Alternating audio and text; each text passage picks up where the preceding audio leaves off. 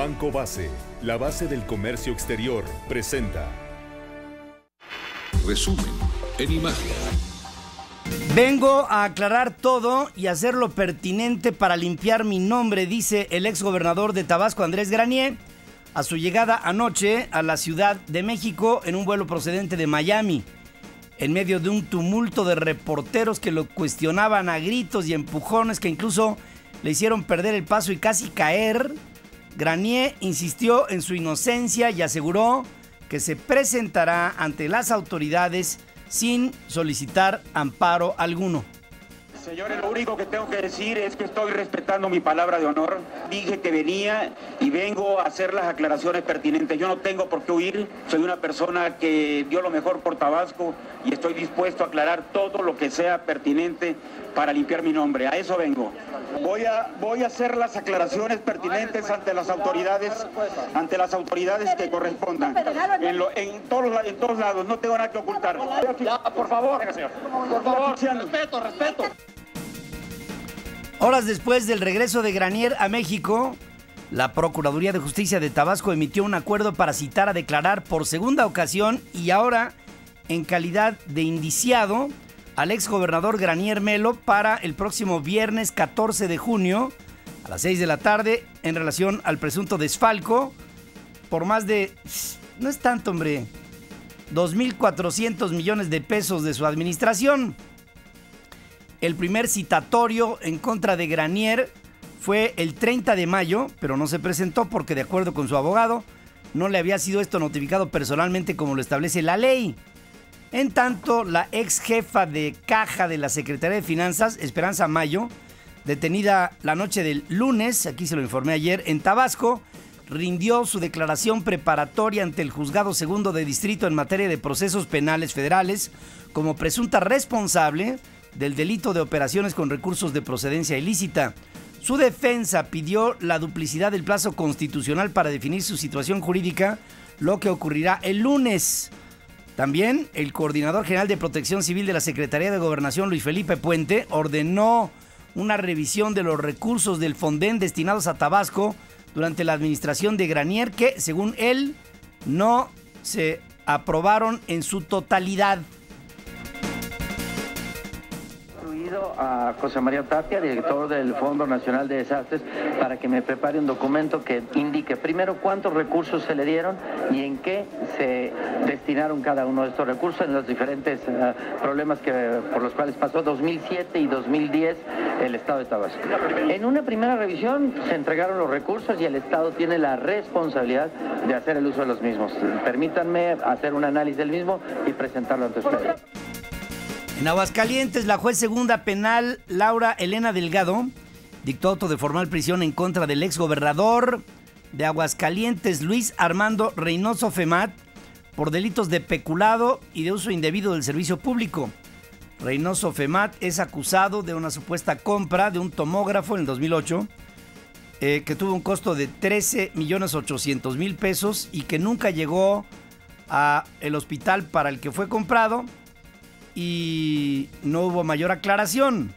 El exgobernador panista deberá presentarse en un lapso de 24 horas ante el juzgado en turno con la posibilidad de presentar un nuevo amparo y de no acudir ante las autoridades.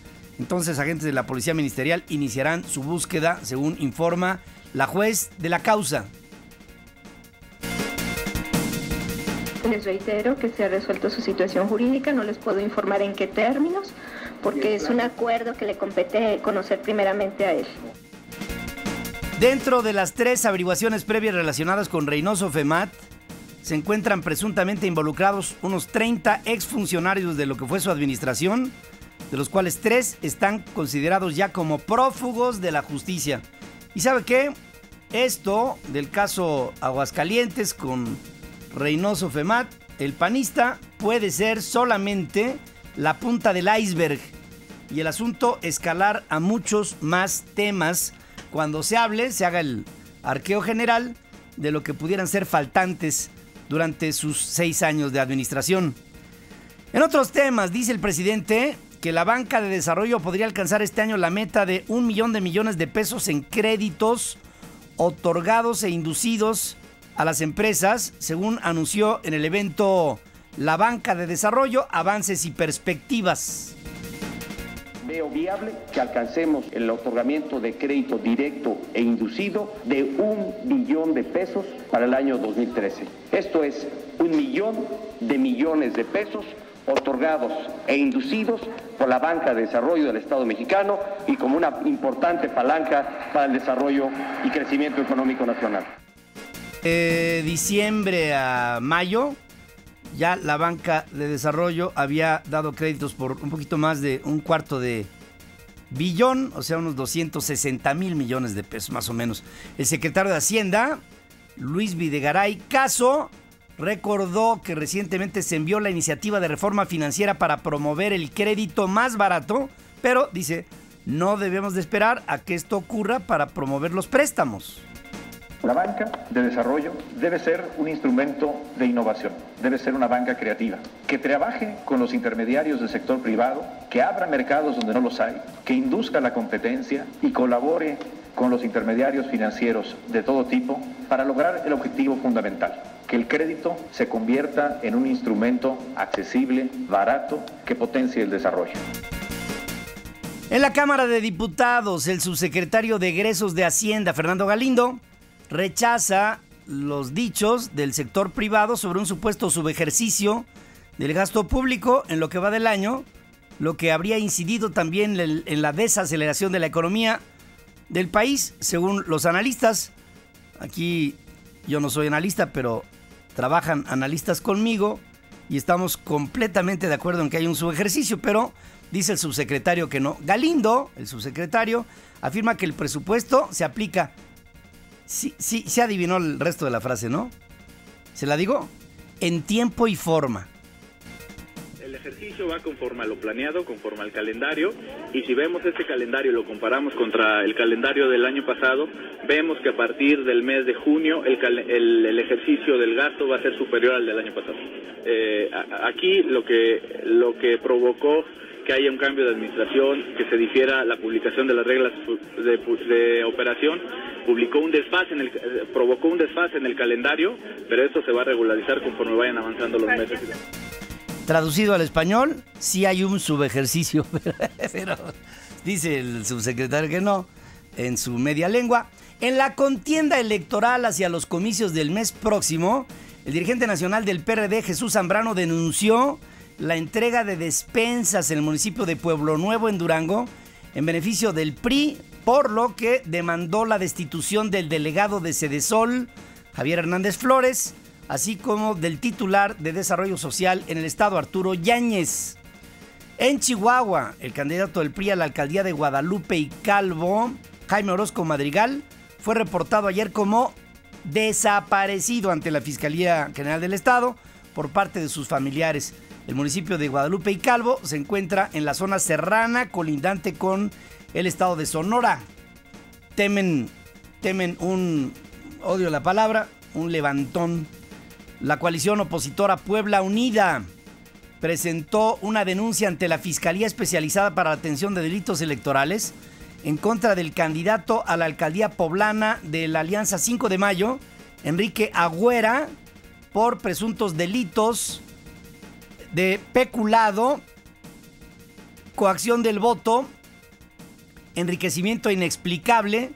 Enrique Agüera es ha sido rector de la BUAP. Y le digo una cosa, lo veo y no me da la más mínima confianza este hombre. Pero en fin, el hecho es que el vocero de la coalición PAN-PRD Nueva Alianza, Javier Lozano, es el que hace la presentación de lo que será una querella en contra del candidato del PRI, Enrique Agüera, candidato a la alcaldía de Puebla. El señalamiento acusa a Agüera Ibáñez, ex rector de la Benemérita Universidad Autónoma de Puebla, le digo la BUAP, de utilizar recursos de la institución para promover su campaña. No, hombre. Mientras la coacción del voto incluye como corresponsable al candidato a diputado local Víctor Manuel Yorgana por la entrega de vales por 1 tonelada de cemento a cambio de votos, como una. En Veracruz, 3 días después de la denuncia del PAN sobre la red de desvío de recursos públicos a través de supuestos organismos sin fines de lucro, la presidenta de la Fundación Fidelidad Down AC, Lisbeth Elisa Azamar, anunció que procederá en contra de quien resulte responsable de difamación y de falsificación de documentos, pues los cheques que presentó Gustavo Enrique Madero son, dice ella, falsos y fueron robados en blanco de su oficina el año pasado. Aseguró que las cuentas, como fueron robados de ahí de Fidelidad, pues han de haber dicho fue Fidel, ¿no? Pero no, parece que no fue otra cosa. Aseguró que las cuentas bancarias que hacen alusión en la acusación están en ceros y cerradas, y como pruebas mostró estados bancarios, estados de cuenta y declaraciones ante Hacienda. Hace 2 días me enteré por los medios de comunicación de una historia aberrante y de una infamia en la que se me quiere involucrar, utilizando mi nombre y el de la fundación que presido. El partido político Acción Nacional hizo públicos supuestos y falsos manejos financieros de la fundación, lo cual niego rotundamente y califico como una infamia cobarde, y quiero resaltar la palabra cobarde, en la que se me quiere involucrar, utilizando el nombre y el de la fundación. Fidelidad Down, ¿a qué le suena? Todo lo que tocaba este infeliz de Fidel Herrera era fidelidad, para que, digo, no tenía culto al ego, pero todo era fidelidad. Ahí está otra. La PROC, y además, ¿se acuerdan que se lo dije aquí hace un mes? Bueno, manejos de Sedesol, Javier Duarte, detrás Fidel Herrera, triangulaciones, favoreciendo con recursos de la Sedesol a personas y a familias, pero eso no es malo, bajo la condición de votar por el PRI. Ahí es en donde viene, ahí es en donde mi hija ya no baila con el señor, ¿verdad? Ese es justamente el problema. La Procuraduría Capitalina tiene identificados a por lo menos 7 personas más por su presunta participación en agresiones registradas durante la movilización conmemorativa del Halconazo ahí en el Zócalo capitalino el pasado lunes, según afirma el secretario general de Gobierno, Héctor Serrano. Hay evidencia fílmica y fotográfica de otros que, aunque no fueron detenidos, se cuenta ya con las características físicas y la identidad para también proceder. En promedio se tienen identificados como 7 más que no están detenidos y que por supuesto se cuenta con la información necesaria para hacerlo. No sé qué quiso decir con en promedio, o sea, a lo mejor tiene varias versiones y las promedió, pero en fin, eso fue lo que dijo. El procurador Rodolfo Ríos confirmó que varios de los detenidos participaron en otros desmanes, como el del 1 de diciembre, ¿se acuerda? Con la toma de protesta de Peña Nieto y la toma de rectoría de la UNAM, entre ellos el estudiante de la Universidad Autónoma de la Ciudad de México, en donde se hacen anarquistas a modo, Uriel Sandoval, que para lo único que vive y se dedica es justamente para hacer daño. Familiares y compañeros de los 22 detenidos marcharon de la Agencia 50 del Ministerio Público hasta el antiguo Palacio del Ayuntamiento para exigir su liberación inmediata. El procurador de Justicia de Baja California Sur, Gamil Arreola, sufrió un accidente automovilístico a la altura del kilómetro 61 de la carretera transpeninsular en el tramo de Ciudad Constitución La Paz. El funcionario resultó con fractura en ambas piernas y está fuera de peligro.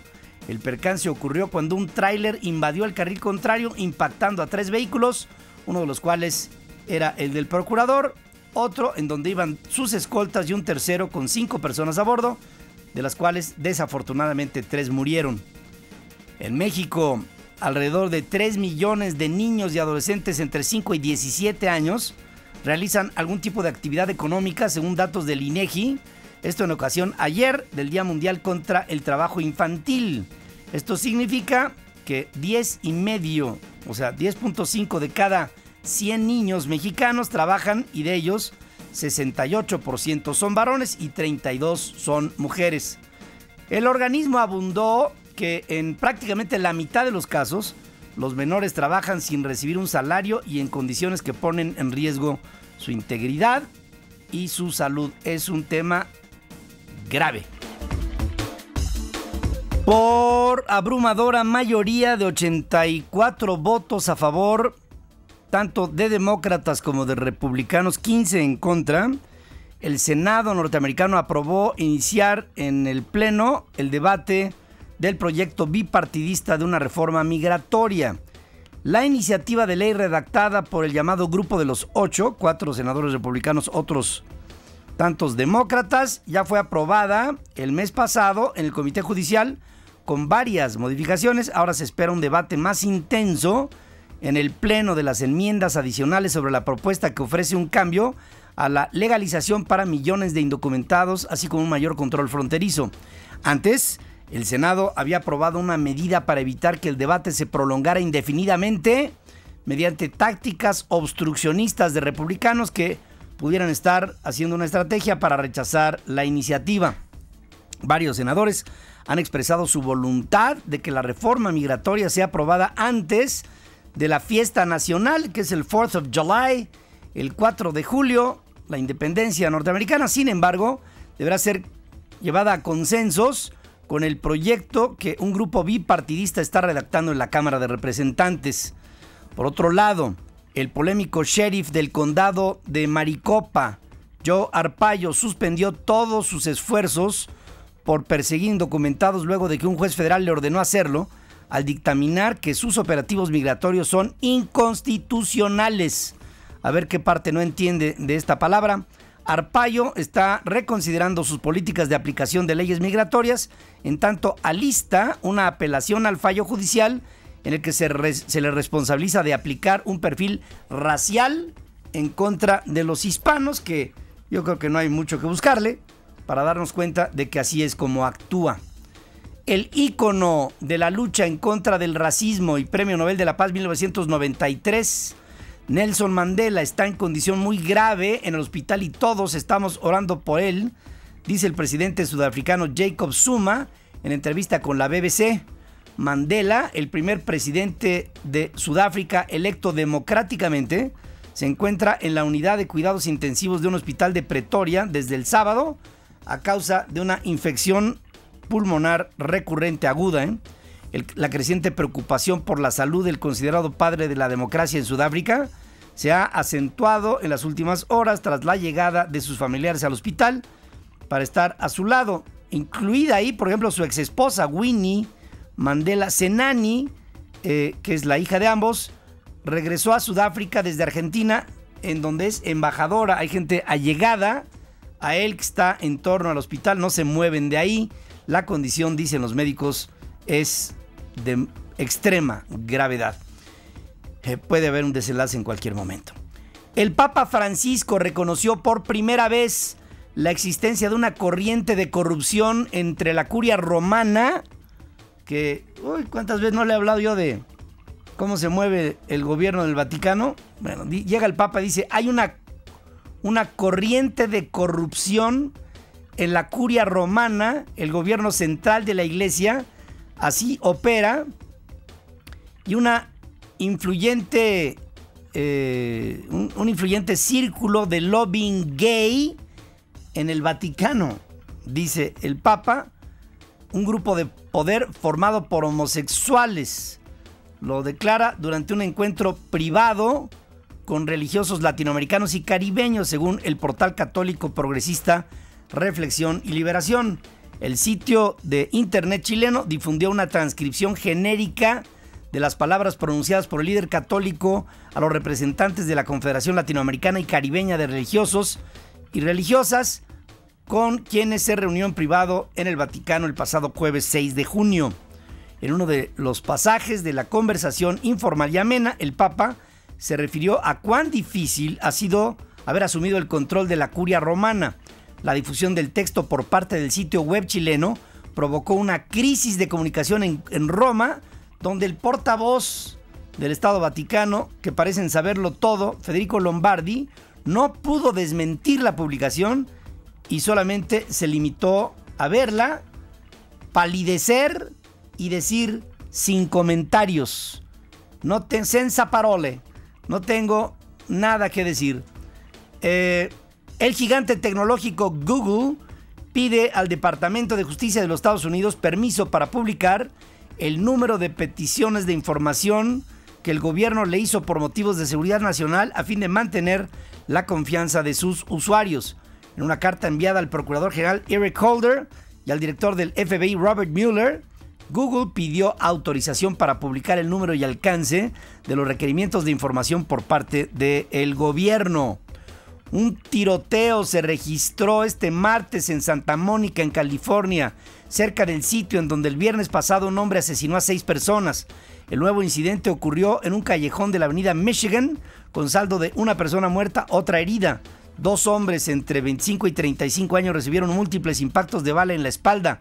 El agresor escapó en un vehículo. La policía descartó que este nuevo incidente pudiera tener algún tipo de relación con lo ocurrido el viernes pasado, que es otro evento diferente, es lo que aseguran. Unos 10,5 millones de niños de todo el mundo realizan trabajos domésticos en hogares de terceros en condiciones peligrosas o cercanas a lo que podría considerarse como esclavitud como definición, denuncia la Organización Internacional del Trabajo en ocasión del Día Mundial en contra del Trabajo Infantil. Este 12 de junio, la OIT publicó su informe sobre las prácticas abusivas de las que son víctimas millones de niños, de los cuales 6,5 millones tienen entre 5 y 15 años. Más del 71% de esta cifra que le digo, se trata de niñas.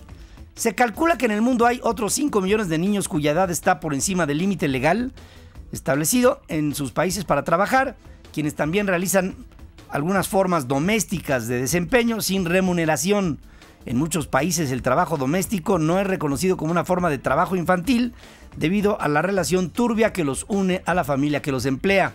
Investigadores de la NASA detectaron flujo, fíjese qué nota, flujo resbalando por las arenas del planeta Marte.